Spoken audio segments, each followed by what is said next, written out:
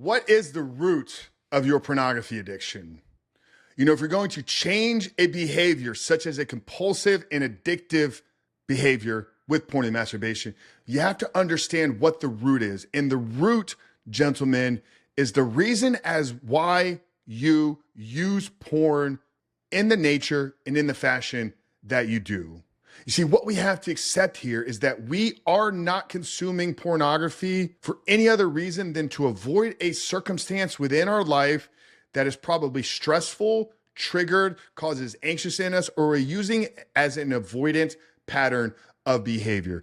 And without knowing these things and how this has become our pattern, we will never truly be able to heal or break free. Yes, we may find some success in abstaining for a short period of time. We may be able to white knuckle or willpower or discipline our way to not looking at pornography. But without understanding what the root of that behavior is, where does it stem from? Are there issues from the past? How did this become the pattern at which we use it? If we don't understand these things, we will never be able to create the life that is free. We will never be able to truly transcend this. So in this episode of The Rebuilt Man, I'm going to share with you 7 questions. They're going to help you identify and get to the root of this behavior so that you can not just find success for a short period of time in living without pornography, but that you can truly succeed in transcending this behavior, removing it completely from a desire, a want, or need within your life so that you can walk in true and absolute freedom as a porn-free man. Before we go too deep into that though, guys, let me quickly remind you who we are and what it is we are doing here. If you're new to the podcast, welcome to The Rebuilt Man. My name is Coach Frank Rich, founder of Rebuilt Recovery and host of the Rebuilt Man podcast. And it is our mission to help men become better men by quitting porn and rebuilding their lives. If you're looking for some practical and tangible steps in removing porn completely out of your life, in addition to these root causes, we put together free training on the 12 steps. If you visit rebuiltrecovery.com/12 steps, you get access to this training right away. If you're watching on YouTube, make sure to give us that thumbs up button, subscribe so you no longer miss a future upcoming episode. But 7 questions, guys, that are going to help us in getting to the root of this behavior, because without doing so, we will continue to struggle. We may find success in managing the behavior. We may find success in white knuckling our ways through it. Question number 1, though, is when did you first start using pornography? Can you describe the circumstances around that time? When did porn make its introduction into your life? When was the first time, if you use it for stress relief, that you did so? If you use it to avoid an uncomfortable situation, what was that scenario like? For many of us, this is going to be something that happened at a very young age in our life. So we have to spend the time in going back and replaying that scenario.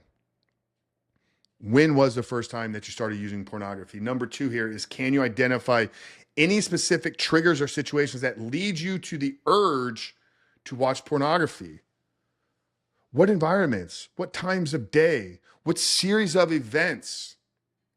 Had a rough day at work, didn't sleep well, skipped the gym, cheated on my diet, argued with my wife, leads me to the minute she goes to bed, wanting to relieve myself. Those are triggers. That's a series of events, gentlemen, and we have to be able to identify those. When we see a beautiful woman that we want to go and talk to, but because we don't hold the confidence, we don't take that first step. So later on down the road, we beat ourselves up. Series of events or situations that lead to it. Do we spend too much time mindlessly scrolling social media, losing ourselves into video games, constantly pushing our dopamine to the edge so that we get to the point where we need that ultimate high? Series of events, okay? Very similar to the question number 3 here is, have you noticed patterns in your porn consumption, specific times of day or emotional states? So how those situations create the environment to where you consume porn. What are your emotional states? What times of the day? Question number 4, how do you feel before, during, and after watching porn? Are there specific emotions that you're trying to cope with? And understanding how you feel after, I believe, is crucial, because you're going to porn to make yourself feel some type of way. But you and I both know that once that is done, once you've reached that release, you've hit that ultimate high, that the emotions and feelings that you were experiencing at that point are not the same as what you thought you were going to experience. So what is that? And how are you trying to cope with those? Number 5 here is, have you experienced any significant life events or traumas that coincide with the onset or escalation of your porn use? Is there deep-rooted mama trauma in your life? Is there a father wound that you're trying to deal with? Did you go through a massive breakup in your early 20s and this become a coping mechanism for you? Begin to replay and get clear on how these significant life events have created the trauma to where now this has become the default pattern of behavior. Number 6 here is, are there underlying mental health issues such as anxiety, depression, past trauma that you think might be connected to your pornography addiction? You know, data statistics are very, very clear that we are in a mental health crisis. Many of us suffer with anxiety, isolation, hopelessness, depression. What role is that playing?